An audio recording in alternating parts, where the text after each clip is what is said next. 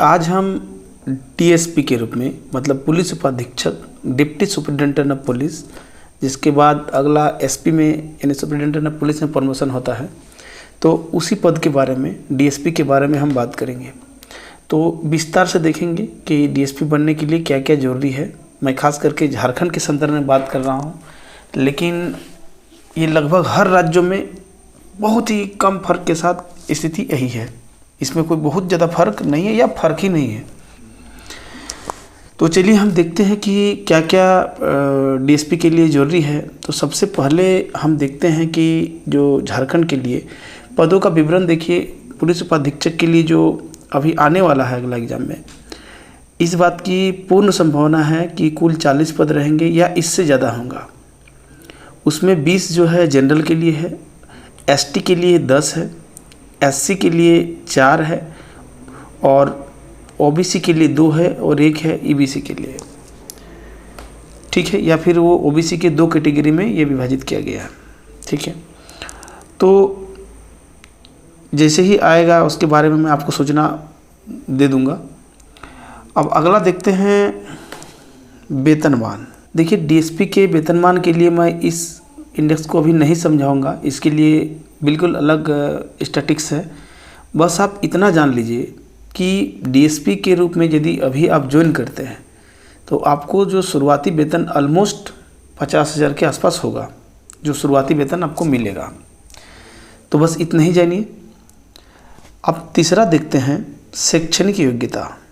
शैक्षणिक योग्यता में कहा गया है कि ऑनलाइन आवेदन भरने की अंतिम तिथि तक, ठीक है, आवेदक को केंद्र अथवा राज्य सरकार द्वारा स्थापित कोई भी संस्था या मान्यता प्राप्त विश्वविद्यालय के किसी भी संकाय से, मतलब कोई भी विषय से स्नातक या उसके समकक्ष उत्तीर्ण होना अनिवार्य है। ध्यान रहे, फॉर्म भरने की अंतिम तिथि तक पास कर जाना चाहिए। अपेयरिंग में भर नहीं सकते हैं, इसका मतलब है। अब हम उम्र गणना की तिथि देखते हैं। देखिए, झारखंड के लिए जो उम्मीदवारों की उम्र गणना की तिथि होती है वो 2 तरह की चीज़ें हैं। एक तो न्यूनतम उम्र की गणना, ठीक है, और अधिकतम उम्र की गणना। पिछले बार जो 7th 8th 9th का नोटिफिकेशन आया था या इससे पहले जो आते रहा है, वो 8 साल का गैप था। यानी न्यूनतम उम्र, सपोज कीजिए कि इस साल फॉर्म 20 में निकलता है तो आपको 21 साल चाहिए, तो 20 साल की जो गणना होगी वो हमेशा 1 अगस्त को होती है, 1/8 को होती है। ठीक है, यानी 1/8/2020 से 20 तक, मतलब उस उम्र को प्राप्त कर लेना है। किसी भी साल, जिस साल भी एग्ज़ाम होगा, 1 अगस्त यानी 1/8 को आपको उम्र की गणना होती है। तो ध्यान रहे, अभी उम्र के बारे में हम देखेंगे अभी किस में कितना चाहिए, कितना अधिकतम उम्र है। और अधिकतम उम्र के लिए जो है 8 साल का गैप होता है। ठीक है, पिछले बार जो एग्ज़ाम आया था तो न्यूनतम उम्र जो था 2019 था, 1/8/2019, और अधिकतम था 2011 अधिकतम उम्र की गणना। अब हम उम्र सीमा की बात करते हैं। उम्र सीमा में जनरल के लिए जो है अपर एज है, अधिकतम एज 35 साल तक है। अनुसूचित जनजाति और अनुसूचित जाति, पुरुष और महिला दोनों के लिए मैक्सिमम एज 40 साल तक है। और पिछड़ा वर्ग जो दोनों है 1 और 2 के लिए मैक्सिमम 37 साल तक है। और महिला खास करके जनरल और ओबीसी के लिए 38 साल तक है। इसमें झारखंड राज्य के वैसे कर्मचारी, ठीक है, सरकारी कर्मचारी जो 3 वर्ष की लगातार सेवा पूरी कर लिया हो, ठीक है, और अपनी श्रेणी के लिए निर्धारित अधिकतम उम्र सीमा में 5 वर्षों की छूट दी जाएगी, मतलब 5 साल की और एक्स्ट्रा एज आपको मिलेगा। ध्यान रहे, निगम, बोर्ड, स्थानीय निकाय के कर्मी सरकारी सेवक के रूप में मान्य नहीं होंगे, उन्हें किसी प्रकार की छूट नहीं दी जाएगी। जो दिव्यांग है उसे कम से कम 40% यदि संगत निषेधता से ग्रसित है तो उसके लिए अधिकतम जो है 10 वर्षों की छूट दी जा सकती है। भूतपूर्व सैनिकों को उनकी आरक्षण कोटि के लिए निर्धारित अधिकतम आयु सीमा में 5 साल की छूट दी जाएगी। एक बात हमेशा याद रखना है कि जेपीएससी के लिए सारे पदों के लिए जो न्यूनतम उम्र है, कम उम्र है, यानी 1 अगस्त को आपको जिस साल परीक्षा दे रहे हैं उस साल के, माने जिस साल परीक्षा ईयर है 2020 में है तो 1/8/2020 को आपको 21 वर्ष पूरा हो जाना चाहिए। यदि आप डीएसपी के लिए दे रहे हैं तो पुलिस के लिए कम उम्र में आपको काम चलेगा, यानी 20 साल होना जरूरी है, 1 साल कम है। अब हम बात करते हैं कि आप कितना अटेम्प्ट दे सकते हैं। तो जेपीएससी में अब अवसरों की सीमा को समाप्त कर दी गई है। मतलब कि यदि आप 35 साल तक, जैसे कि जनरल 35 साल तक परीक्षा दे सकता है, तो इस 35 साल में वो न्यूनतम उम्र जैसे कि 21 साल है, यानी 21 से 35 के बीच में आप अनलिमिटेड दे सकते हैं, और वो हर कैटेगरी के लिए इसी तरह से है। अब हम आरक्षण का लाभ देखते हैं कौन उठा सकता है। तो ध्यान रहे, आरक्षण का लाभ केवल झारखंड के अस्थायी निवासी को ही मिलेगा, ठीक है। उसके लिए कास्ट सर्टिफिकेट बना लेना है, जिसमें दिया गया है सीओ लेवल से ऊपर के रैंक के बना सकता है, ठीक है, प्रशासन विभाग से। याद रखना है कि फर्जी किसी भी प्रकार के कास्ट सर्टिफिकेट वगैरह बनाते हैं तो ना केवल आपकी नौकरी चली जाएगी, बल्कि आपको किसी भी अन्य एग्जाम में बैठने के लिए अयोग्य घोषित कर दिया जाएगा।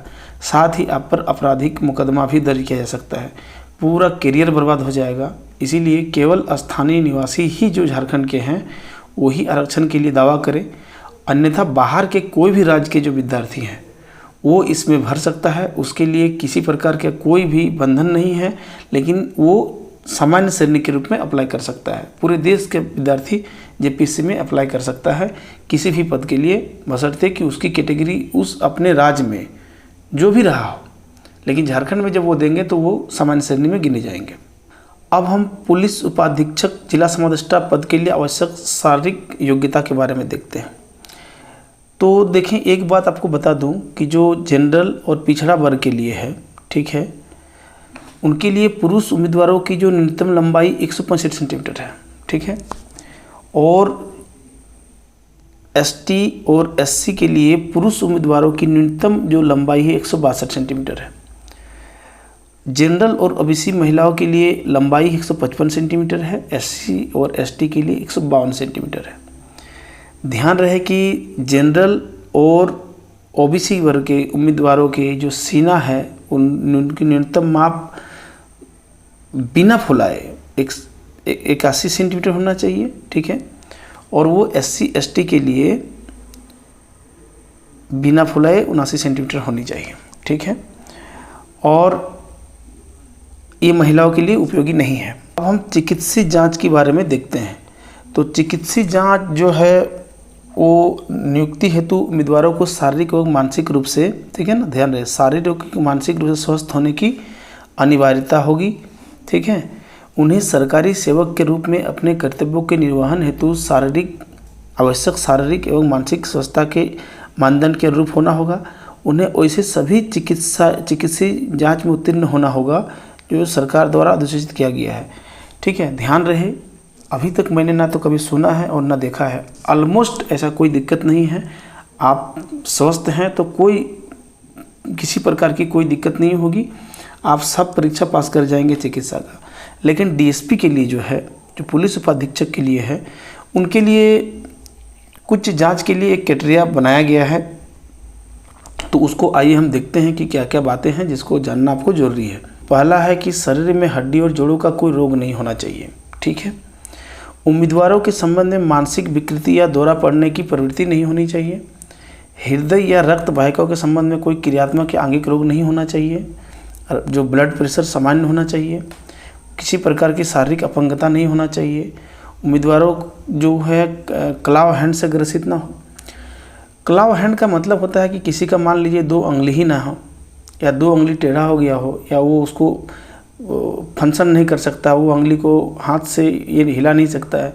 कुल मिला के जैसे कि एक कुष्ठ रोगी में होता है कि एक अकड़ गया है अंगुली, वो हिल नहीं सकता है, तो उसको क्लाव हैंड से ग्रसित होना कहते हैं। मतलब कि उसके पीछे कारण ये है कि आप फिर पुलिस में भर्ती होकर के फिर हथियार पिस्तौल नहीं चला सकते हैं, तो फिर बेकार है। इसीलिए आपके इस तरह की यदि कोई बीमारी हाथ में है तो आपके लिए फिर ये पुलिस सेवा उपयोगी नहीं है। आपको उसी तरह से HIV एड्स से मुक्त होना चाहिए, ठीक है। और आँख के लिए जो है ना, चश्मा सहित और उसके बिना 6x6 होना चाहिए। आपको कलर ब्लाइंडनेस नहीं होना चाहिए, आप जान रहे हैं। और उसी प्रकार नाइट ब्लाइंडनेस नहीं होना चाहिए, रात को ना दिखे ऐसा कोई बीमारी ना हो। और एक जो अलग अलग कलर दिखता है कलर ब्लाइंडनेस, वैसा भी नहीं होना चाहिए। रूटीन ईसीजी और ईईजी सामान्य सीमा में रहना चाहिए। आप आराम से सुन सकते हो, सामान्य होनी चाहिए माना सुनने की क्षमता। हाइड्रोसील, वेरिकोसील और पाइल्स जैसे रोग नहीं होना चाहिए। चर्म का कोई ऐसा रोग जिससे अशक्तता अथवा विकृति होने की संभावना हो तो आपकी उम्मीदवारी रद्द की जा सकती है, तो इस चीज़ को ध्यान रखना है। अंतिम में देखते हैं कि परीक्षा का प्रारूप क्या है। तो परीक्षा का प्रारूप के बारे में आप तो जानते हैं कि 3 चरण में होता है, प्रारंभिक परीक्षा और मौखिक परीक्षा जो लिखित होता है, और अंत में साक्षात्कार। ध्यान रहे इन तीनों लेवल पे अलग अलग वीडियो ऑलरेडी बना चुका हूँ, आप चाहे तो देख सकते हैं, इसके लिंक में मैं नीचे दे दूँगा, आप उसे देख लीजिए। और इस प्रकार से डीएसपी के बारे में इतना ही जानना है। आगे मैं देखूँगा कि डीएसपी के बारे में नियुक्त होने के बाद कैसे कैसे ट्रेनिंग से होकर गुजरना पड़ता है, क्या क्या करना पड़ता है, उसके क्या काम है, मैं उसके लिए जल्दी ही आपको मोटिवेट करने के लिए एक वीडियो बना के दूँगा। तब तक के लिए बहुत बहुत धन्यवाद।